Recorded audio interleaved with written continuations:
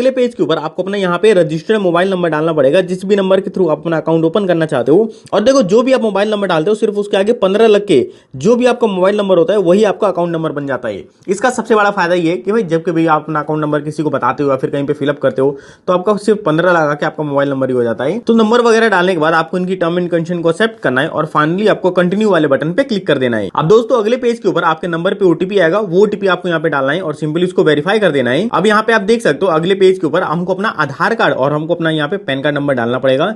Make sure करना कि दोनों चीजें आपके नंबर पे होनी चाहिए और बिल्कुल जेन्युइन होनी चाहिए। उसके बाद आपको इनकी टर्म एंड कंडीशन को एक्सेप्ट करना है और फाइनली आपको इस पेज को भी प्रोसीड कर देना है। अब दोस्तों आपके आधार रजिस्टर्ड मोबाइल नंबर पे ओटीपी आएगा, वो ओटीपी आपको यहाँ पे डाल के सिंपली इसको भी मतलब आपको टर्म एंड कंडीशन को एक्सेप्ट करके इस पेज को भी प्रोसीड कर देना है। अब यहाँ पर आप देख सकते हो वेरिफिकेशन वगैरह के बाद हम यहाँ पे अपनी सिंपली पर्सनल डिटेल वाले पेज पे आ चुके हैं, जहां पे आपको सबसे पहले आके अपनी मेल आईडी यहाँ पे सबमिट करनी पड़ेगी। कोई सा भी मेल आईडी आप दे सकते हो। उसके बाद आपको यहाँ पे अपना मैरिटल स्टेटस बताना पड़ेगा, आप सिंगल हो मैरिड हो जो भी हो आप अपनी मर्जी के हिसाब से बता सकते हो। उसके बाद दोस्तों आपको यहाँ पे अपनी माता जी का नाम सबमिट करना है और अपने पिताजी का नाम सबमिट करना है। अगर आपकी शादी हो रखी है तो आप यहाँ पे अपनी हस्बैंड का नाम भी सबमिट कर सकते हो। उसके बाद आपसे अपना ऑक्यूपेशन बताना पड़ेगा। तो यहाँ पर आप देख सकते हो बहुत सारे ऑक्यूपेशन आ जाएंगे, आप इनमें से भाई कोई सा भी ऑक्यूपेशन सिलेक्ट कर लेना, कोई दिक्कत नहीं है। यहाँ पर आप देख सकते हो हमने यहाँ पे स्टूडेंट सिलेक्ट कर दिया। उसके बाद आपको अपना लाइन ऑफ बिजनेस के अंदर इनमें से जो भी ऑप्शन होगा वो सिलेक्ट कर लेना।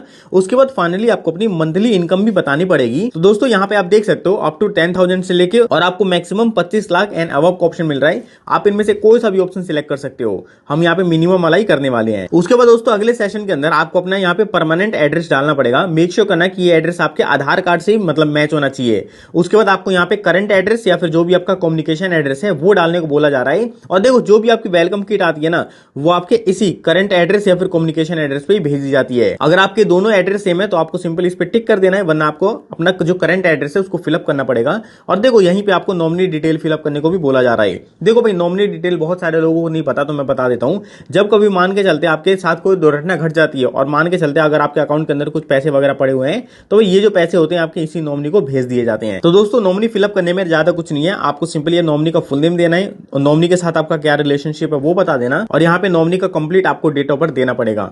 उसके बाद यहाँ पे आप देख सकते हो एडिशनल डिटेल के अंदर आपको तीनों के अंदर ही नो कर देना है। अगर आप स्पेशल कैटेगरी के अंदर आते हो तो भाई आप अपनी मर्जी के हिसाब से यस भी कर सकते हो, वरना आपको बेसिकली नो ही रहने देना है। उसके बाद यहाँ पे आप देख सकते हो सबसे इंपॉर्टेंट चीज आ रही है, आपको अपना ब्रांच सिलेक्ट करने को बोला जाएगा। अब दोस्तों बहुत सारे लोग पता है क्या करते हैं, वो कोई सा भी ब्रांच डाल देते हैं और जब कभी भी उनको ऑफलाइन जरूरत होती है तो भाई वो ब्रांच बहुत ज्यादा दूर होता है, इसलिए उनका जो आधा से ज्यादा काम होता है वो हो ही नहीं पाता।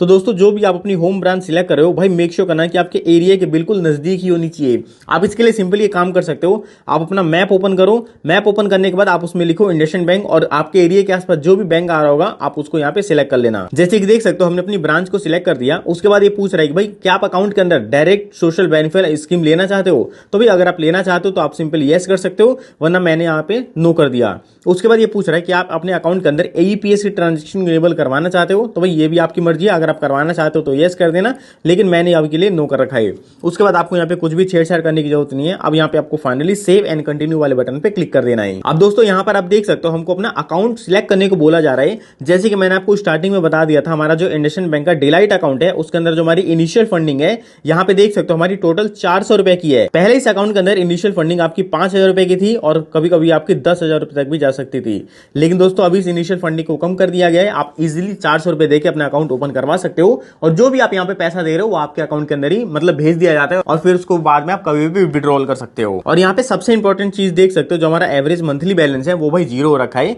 और देखो यहाँ पे आपको 2 तरह के डेबिट कार्ड भी देखने को मिलते हैं। सबसे पहला आपको फिजिकल कार्ड और दूसरा आपको वर्चुअल कार्ड। वर्चुअल कार्ड आपको फ्री में दिया जाता है जिसके थ्रू आप यूपीआई की कोई सी भी एप्लीकेशन इंस्टेंट रन कर सकते हो। लेकिन भाई अगर आप एटीएम मशीन से पैसे वगैरह निकालना चाहते हो तो यहाँ पे आपको फिजिकल कार्ड की जरूरत पड़ेगी, जो कि आप 590 रुपए देके ले सकते हो। लेकिन दोस्तों मेरा तो ये मानना है कि भाई आप फिजिकल कार्ड मत ही लेना, आप सिर्फ अपना वर्चुअल कार्ड के थ्रू सारा काम कर सकते हो। यहाँ पे आप देख सकते हो जैसे हम फिजिकल कार्ड को मतलब नहीं लेते तो इसके अंदर जो भी ऑफर वगैरह थे वो सारे 0 हो चुके हैं, कोई ऑफर हमको नहीं मिलेंगे। लेकिन भाई कोई बात नहीं, हमको अपना वर्चुअल कार्ड तो मिलेगा ना, उसके थ्रू हम अपनी सारी चीजें कर लेंगे। अभी चलो मैं यहाँ पे सेव एंड कंटिन्यू वाले बटन पे क्लिक कर देता हूँ। अब दोस्तों अगले पेज के ऊपर मेरे को अपना मोबाइल बैंकिंग डिटेल सेट करने को बोला जा रहा है। तो भाई देखो मेरा ऑलरेडी मोबाइल बैंकिंग है, इसलिए मैं यहाँ पे सेट नहीं करूंगा, मैं यहाँ पे इस पर टिक कर दूंगा। लेकिन दोस्तों आपके लिए बहुत इंपॉर्टेंट चीज है ये, आप अपनी जो मोबाइल बैंकिंग डिटेल है यहाँ पे क्रिएट कर लेना, क्योंकि इसी डिटेल के थ्रू आप इंडसइंड बैंक की जो भी एप्लीकेशन है उसके अंदर आप लॉग इन कर सकते हो और फिर उसके बाद ऐप के थ्रू ही आप अपने अकाउंट को पूरी तरह से एक्सेस कर सकते हो। तो भाई यहाँ पे सबसे पहले आप अपना यूजर यूजर नेम बना लेना, एमपिन क्रिएट कर लेना और सिंपली इस पेज को आप सबमिट कर देना। अब दोस्तों यहाँ पर आप देख सकते हो हमको अकाउंट समरी दिखाया जा रहा है। जैसे कि यहाँ पे आप देख सकते हो बहुत सारी चीजें आपके सामने आ जाएंगी। अगर आपको लगता है कुछ गलत है तो भाई आप उसको एडिट कर लेना, वरना आपको इनकी टर्म एंड कंडीशन को एक्सेप्ट करना है और फाइनली आपको कंफर्म वाले बटन पे क्लिक कर देना है। अब दोस्तों यहाँ पे मेरे को फंडिंग करने के लिए बोला जा रहा है, तो यहाँ पे आप देख सकते हो जो मेरे को मिनिमम फंडिंग बोली जा रही है वो सिर्फ 400 रुपए की है और जो मेरे यहाँ पे डेबिट कार्ड की फीस है वो भी मेरी 0 रखी है, यानी कि मैंने अपना वर्चुअल कार्ड यहाँ पे अप्लाई किया है। तो फिर चलो मैं यहाँ पे 400 रुपए डाल के सिंपली पे नाउ पे क्लिक करता हूँ। अब दोस्तों पेमेंट कंप्लीट करने के लिए मेरे को यहाँ पे बहुत सारे ऑप्शन मिल जाते हैं। मैं सिंपली यहाँ पे यूपीआई आईडी डालने वाला हूँ। यहाँ पे आप देख सकते हो मैं सिंपली अपने फोन पे की यूपीआई आईडी डाल के सिंपली उसको वेरीफाई करवा देता हूँ। अब दोस्तों अगले पेज के ऊपर आपको अपने फोन पे या फिर पेटीएम के अंदर जाके जो भी आपकी पेमेंट थी उसको अपने यूपीआई पिन डाल के उसको कंप्लीट कर देना है। तो यहाँ पे जो भी आपका इनिशियल फंडिंग का काम है वो इंस्टेंट आपका कंप्लीट हो जाएगा। अब दोस्तों यहाँ पे आप देख सकते हो इनिशियल फंडिंग कंप्लीट होने के बाद मेरे को यहाँ पे वीडियो केवाईसी करने के लिए बोला जा रहा है। और देखो वीडियो केवाईसी करने के बाद जो आपकी फुल केवाईसी वो कंप्लीट हो जाती है और फुल केवाईसी जैसी आपकी कंप्लीट हो जाएगी तुरंत आपके अकाउंट के अंदर नो बैलेंस रिस्ट्रिक्शन की फैसिलिटी हो जाएगी। यानी कि मिनी केवाईसी के अंदर क्या होता है कि आप अपने अकाउंट के अंदर 1 लाख या फिर 2 लाख रुपए ऐसी ट्रांजेक्शन कर सकते हो, लेकिन अगर आप अपनी फुल केवाईसी कंप्लीट करवा लेते हो तो यहाँ पर आप अपने अकाउंट के अंदर अनलिमिटेड पैसा डाल भी सकते हो और निकाल भी सकते हो, फिर भाई कोई भी रिस्ट्रिक्शन नहीं रहने वाली। तो यहाँ पर आप देख सकते हो हम सिंपली यहाँ पे वीडियो केवाईसी के लिए प्रोसीड कर देते हैं। अब दोस्तों वीडियो केवाईसी करने से पहले मैं एक चीज बता देता हूँ, आपके पास पैन कार्ड होना चाहिए, आपका आधार कार्ड होना चाहिए और आपके पास पेपर पेन होना चाहिए ताकि आप अपना सिग्नेचर वेरीफाई करवा सको। अब यहाँ पे आप देख सकते हो इंडियन बैंक की तरफ से एक एजेंट आपके साथ कनेक्ट हो जाएगा, वो आपसे थोड़े बहुत क्वेश्चन पूछ सकता है जिसको कि आपको जवाब देने पड़ेंगे और फिर फाइनली आपको अपना पैन कार्ड यहाँ पे वेरीफाई करवाना है। उसके बाद आपको एक पेपर पे साइन करके उसको दिखाना पड़ेगा और जैसे दोस्तों आपकी सारी वेरिफिकेशन कंप्लीट हो जाती है यहाँ पे आप देख सकते हो आपके पास भी ऐसा थैंक यू का पेज आ जाएगा।